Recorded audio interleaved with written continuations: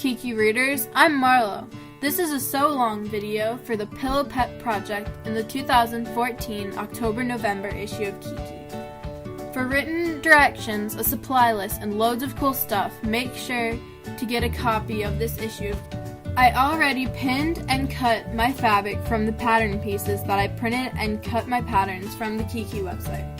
But I wanted to show you what it means to cut on the fold. That half circle shape on the pink pattern means to line the edge on folded fabric at the folded edge, then pin and cut. When you unfold it, the shape is doubled. Now you can see how the pattern pieces line up. The first things to attach are the yellow face pieces, the blue nose shape, eyes, and puffball. I hope you try sewing it for practice, but you can also glue it with Aleene's Fabric Fusion glue if you don't want to sew. Just make sure to follow the glue directions.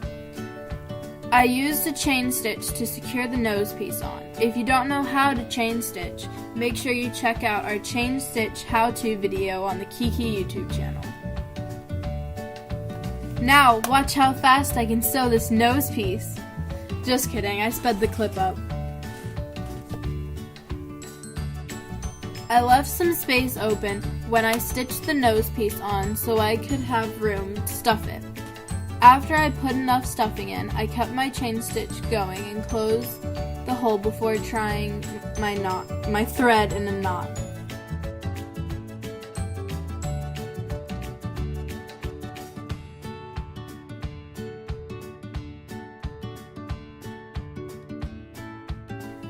Next, I glued on the yellow pieces to the front and the green ear pieces to the blue ear pieces and let them completely dry.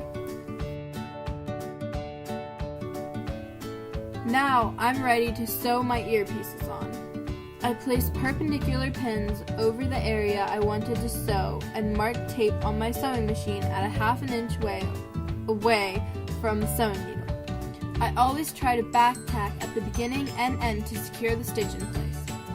I sewed a straight line over both ear pieces that I pinned to the front.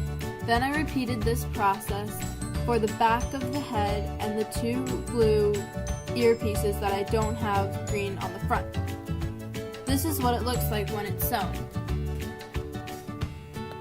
Now that I have sewn the ear pieces to the front and back head pieces, I can pin and sew both head pieces together.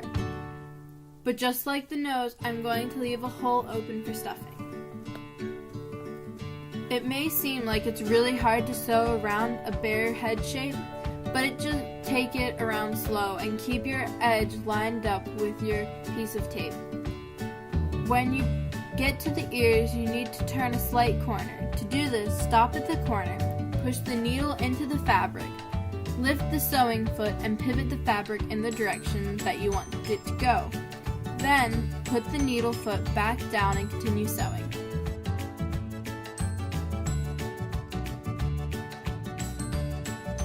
This is what it looks like after it is sewn. Now I'm going to take all the pins out, flip it right side out, and stuff it. It's always a good idea when sewing curves to cut slits in the curve. In the ½ inch fabric, after the line, I stitched in the ears and cut a few stitches. But do not cut into the sewn line.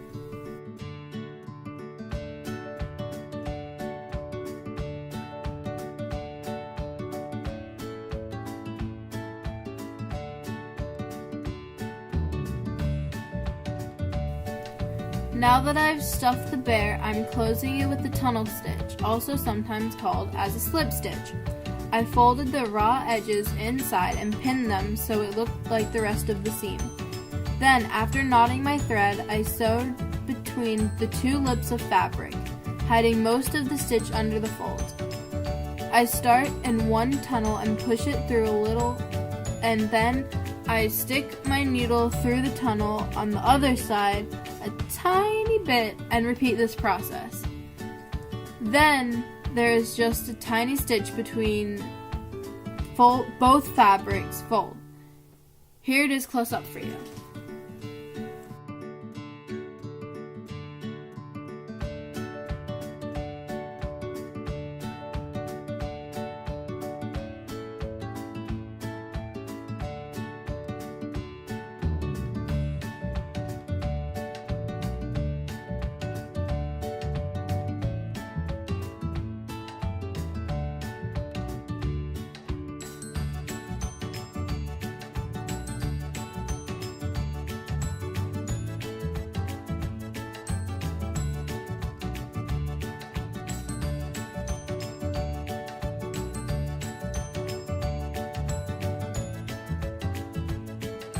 I'm Marlo and I'm 14 years old, and if I can make this project, so can you.